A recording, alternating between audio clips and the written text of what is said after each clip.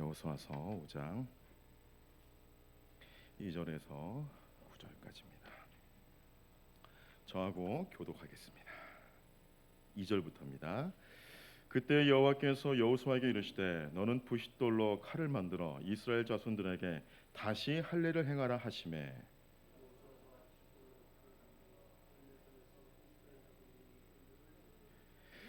여호수아가 할례를 시행할 까닭은 이것이니 애굽에서 나온 모든 백성 중 남자 곧 모든 군사는 애굽에서 나온 후 광야길에서 죽었는데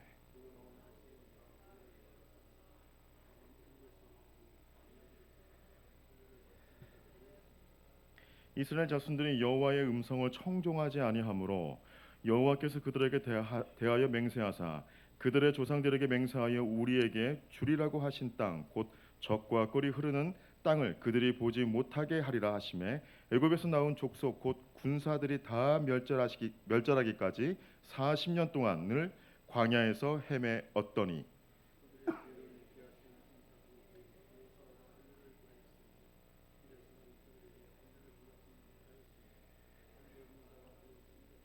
또 그 모든 백성에게 할례 행하기를 마침에 백성이 진중 각 처소에 머물며 낫기를 기다릴 때 같이 읽겠습니다. 여호와께서 여호수아에게 이르시되 내가 오늘 애굽의 수치를 너희에게서 떠나가게 하였다 하셨으므로 그곳 이름을 오늘까지 길갈이라 하느니라. 아멘. 할렐루야. 우리 옆 사람 바라보면서 한번 인사할 텐데요. 그냥 인사는 좀 재미없으니까 손은 이렇게 흔들면서 행복해져라 행복해져라 아프지 말고 한번 인사하겠습니다. 시작. 행복해져라 행복해져라 아프지 말고. 네, 모든 사람은 다 때가 있다고 합니다. 그 어느 목욕탕에 보니까 거기 입간판으로 써 있더라고요. 모든 사람은 다 때가 있다. 네, 그때는 그때죠. 네, 타임 우리 모두 은혜 받을 때가 있을 줄 믿습니다. 제가 성경을 오랜만에 큰 걸 가져왔는데 이걸 들고 찬송하려니까 손이 떨려가지고 무겁더라고요. 네, 성경은 가벼운 게 좋은 것 같습니다. 네, 오늘은 축복을 담을 그릇이 되라, 축복을 담은 그릇이 되라는 제목으로 하나님 말씀 증거하도록 하겠습니다.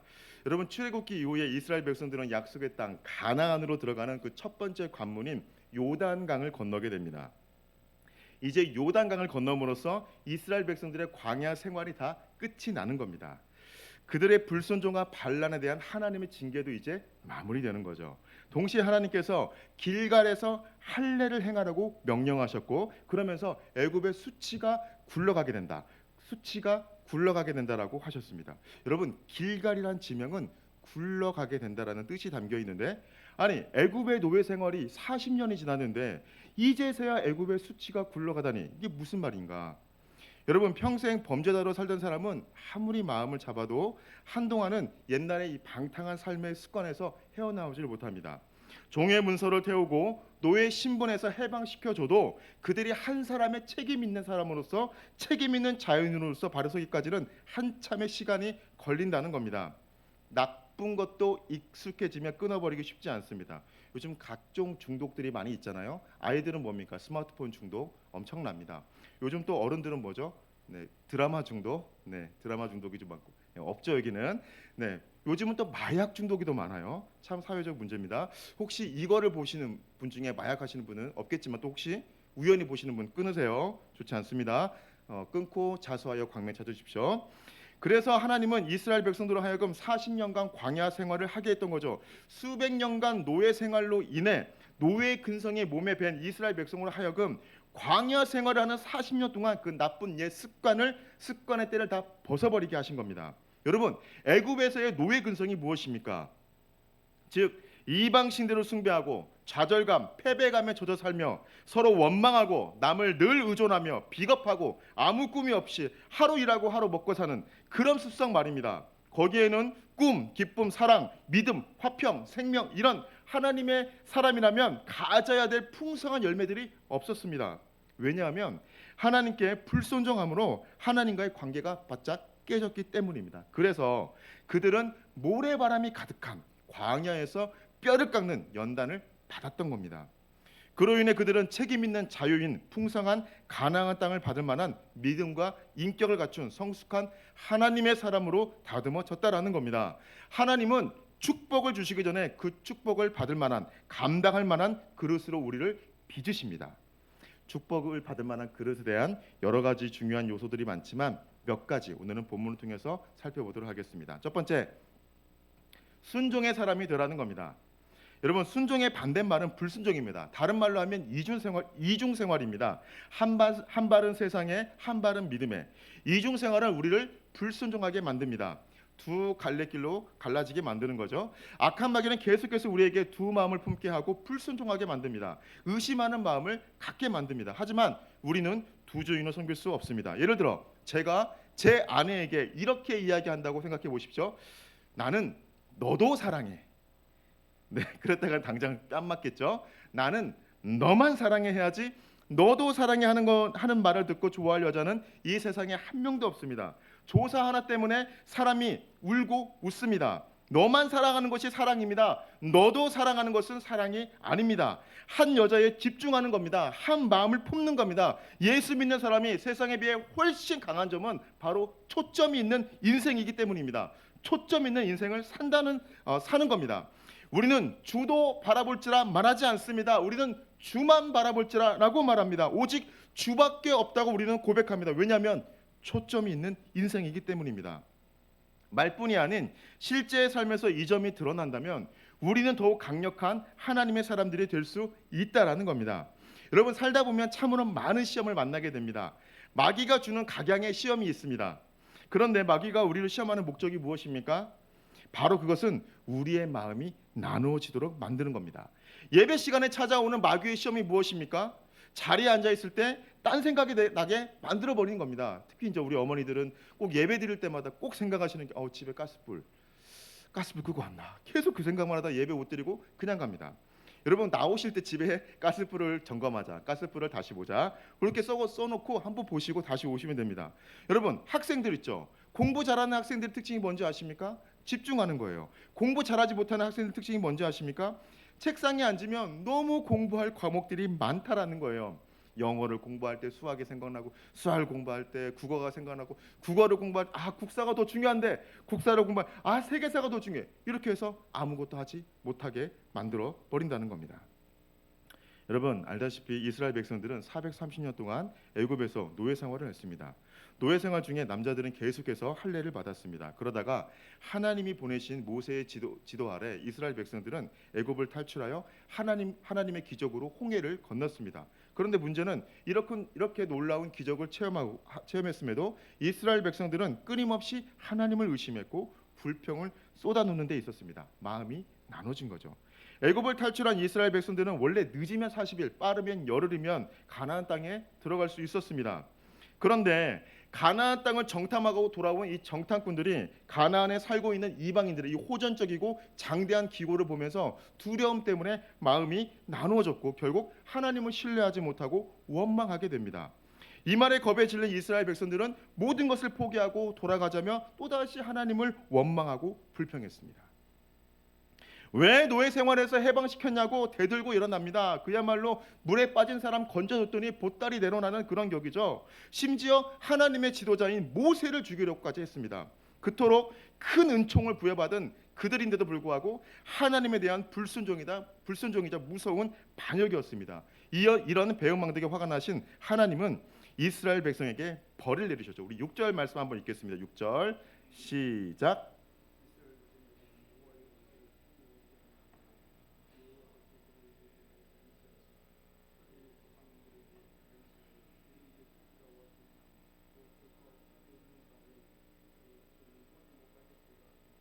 애굽에서 나온 족속 곧 군사들이 다 멸절하기까지 40년 동안 광야에서 헤매더니.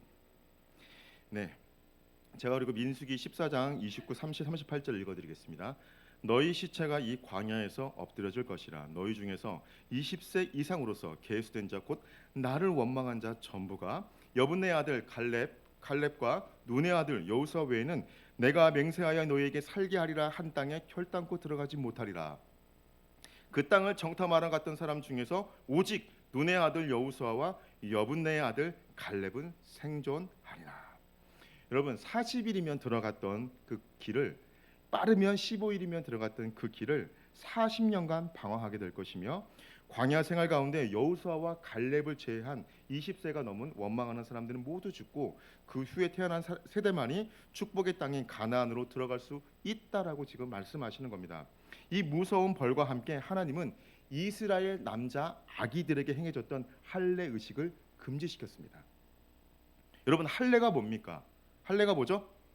네, 할례는요, 하나님의 축복받은 백성의 상징입니다.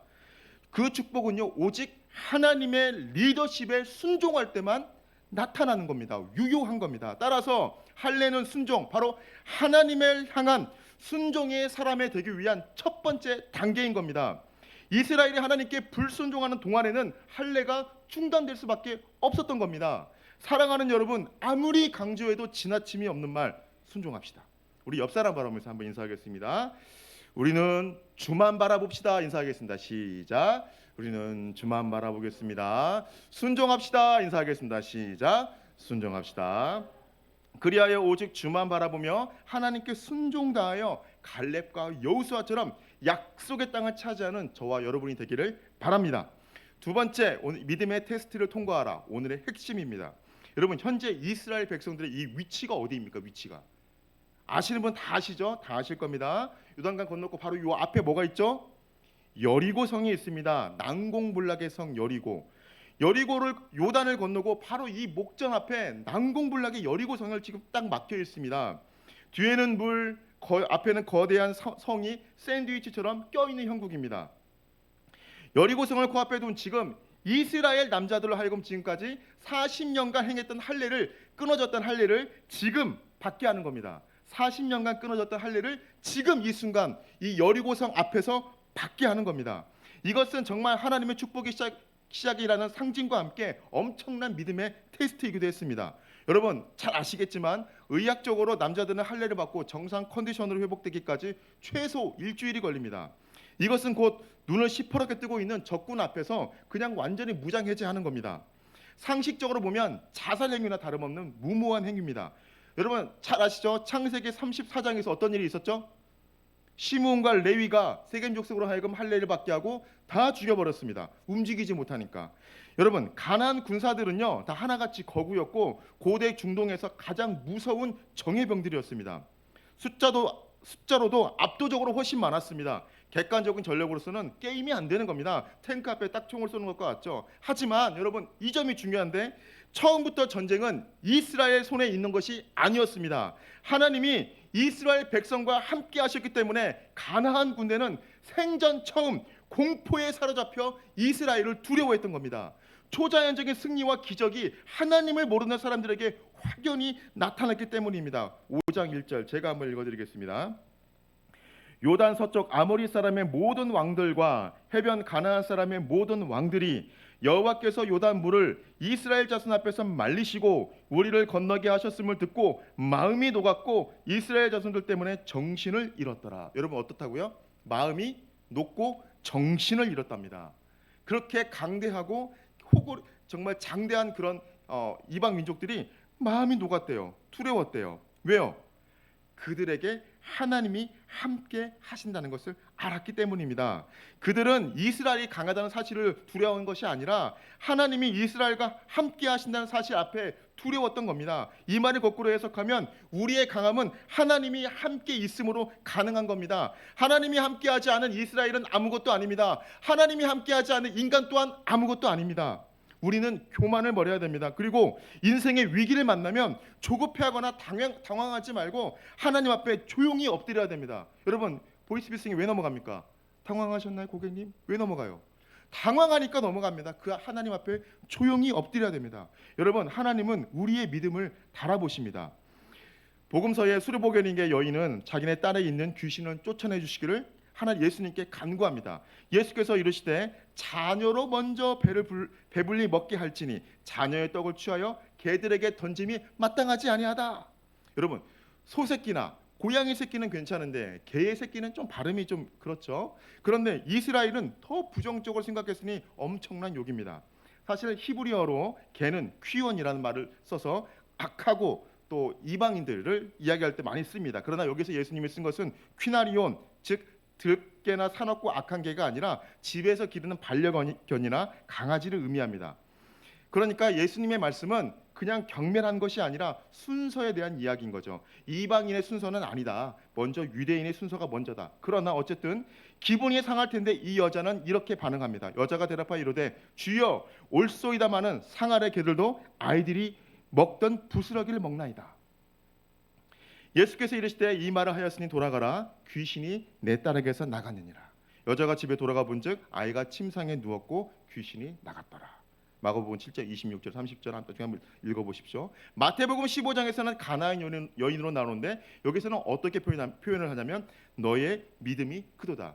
You have great faith. You have great faith. 믿음이 크다는 거예요. 자비롭고 공평하게 대하시는 예수님의 태도를 보아서 이런 말투는 믿겨지지 않습니다. 그러나 이 여인은 눈 하나 깜짝하지 않고 개들도 자녀들이 먹는 부스러기를 먹는다며 조금도 물러나지 않았습니다. 예수님의 거절에도 불구하고 이 여인은 믿음을 버리지 않고 맞받아치자 비로소 믿음을 인정하신 겁니다. 예수님도 이처럼 믿음을 확인하고 기적을 베푸셨습니다. 축복받을 그릇이 된 것입니다. 풍성한 약속의 땅 가나안을 받을 만한 인격과 믿음을 갖춘 것이죠.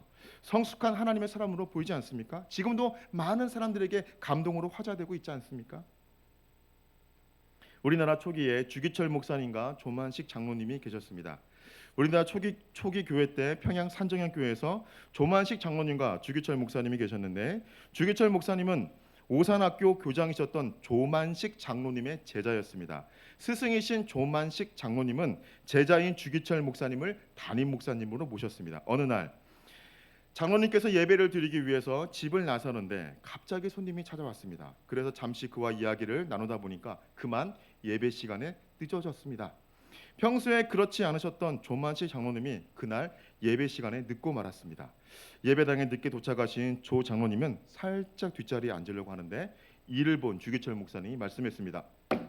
조 장로님, 예배 시간에 늦게 와서 어딜 앉으려고 합니까? 뒤에 서서 예배 드리세요. 당시 주기철 목사님은 이제 갓 목회를 시작한 분이셨고 더군다나 조만식 장로님은 조만식 장로님의 오산학교의 제자이기도 했습니다. 조만식 장로님이 스승인 거죠. 보통 사람 같았으면 어린 목사가 어디 자신에게 면박을 주었다고 단단히 화가 났을 겁니다. 하지만 조만식 장로님은 그날 서서 예배를 드렸다고 합니다. 그리고 설교 후에 주기철 목사님이 말씀하셨습니다. 조 장로님 나와서 기도하세요. 목사님의 말씀에 조 장로님은 이렇게 기도했습니다. 하나님, 이 죄인의 잘못을 용서하여 주시기 바랍니다. 거룩한 주일에 하나님을 만나는 것보다 사람 만나는 걸 더 중요하게 여긴 것을 용서해 주세요. 이 죄인이 애국 운동한답시고 사람을 만났다가 하나님 만나는 예배 시간에 늦고 말았습니다. 목사님께서 얼마나 마음이 아프시면 설교하던 도중에 이토록 책망하셨겠습니까? 하나님의 종의 마음을 아프게 한 죄 용서하여 주시고 은혜로운 설교를 듣는 교인들의 은혜 받는 것을 방해한 이 죄인을 용서하여 주시기 바랍니다. 울먹거리는 장로님의 기도를 듣고 모두가 울었습니다. 목사님도 울었습니다. 성도님도 울었습니다. 모든 사람은 그 두 사람을 똑같이 칭송했습니다. 그 스승의 그 제자요 그 목사의 그 장로로다. 이것을 지켜보던 교인들이 함께 통해 자복하는 기도회로 번졌고 교회 부흥의 시작점이 되었다고 합니다. 민족의 지도자이시며 자신에게는 스승이셨던 조만식 장로님을 서서 예배드리게 한 주기철 목사님이나 어린 제자지만 목사님의 단 한마디에 서서 예배하는 자신의 자세를 돌아보며 회개한 조만식 장로님이나 모두 살아계신 하나님께 드리는 예배를 그만큼 중요하게 여기셨던 겁니다. 오늘 우리에게도 이런 겸손이 있기를 바랍니다. 겸손한 마음으로 그리스도의 몸된 교회를 섬기고 서로가 서로를 섬길 수 있는 그런 마음 말입니다. 여러분, 축복은 고통의 포장지 뒤에 있다라고 합니다. 혹시 하나님께서 오늘 당신에게 적군 앞에서 할례를 요구하고 계십니까? 조금은 이성적으로 이해가 안 될 명령을 요구하고 계십니까? 우리의 믿음을 달아보시는 주님, 그때가 곧 주께로부터 축복을 받을 때인 줄 믿으시기 바랍니다. 말씀을 정리하겠습니다. 여호수아와 갈렙처럼 한 마음으로 순종하십시오. 두 번째, 우리의 믿음의 테스트를 잘 통과하여 우리의 그릇을 크게 만들 수 있기를 바랍니다. 아무리 그릇이 있더라도 이렇게 엎어두면 아무런 내용을 담지 못합니다. 너무 이렇게 올려야겠죠. 순종으로 올려야겠죠. 사랑하는 여러분, 우리의 믿음의 그릇을 크게 만들어서 2024년에는 하나님이 주시고자 하는 그 풍성한 것들을 받아 누리며 또 많은 사람들에게 나누어 주는 그런 우리가 될 수 있기를 바랍니다. 함께 한번 기도하겠습니다. 하나님, 주님의 은혜를 진심으로 감사합니다. 하나님, 우리가 삶을 살다 보면 우리 연약함을 돌아보게 됩니다. 하나님, 우리가 하나님 앞에 정말 순종하며 말씀을 쫓아가야 될 때인데 그러지 못하고 우리의 욕심과 또 우리의 마음대로 마음이 원하는 대로 할 때가 많이 있었음을 고백합니다. 하나님, 우리가 세상을 바라보면서 하나님을 바라보지 못하고 세상에만 시선을 두었던 적도 많이 있었습니다. 하나님, 믿음의 주여 온전케 하신 이이신 예수 그리스도께 다시금 우리 시선을 옮길 수 있는 우리 될 수 있도록 인도하여 주시옵소서. 우리의 축복을 받을 만한 우리의 큰 그릇이 되어서 많이 받아서 많이 나누어 수 있는 우리가 될 수 있도록 인도하여 주시옵소서. 모든 기도를 들어주신 믿으며 우리에게 축복을 부어주시는 예수님 이름으로 기도합니다. 아멘.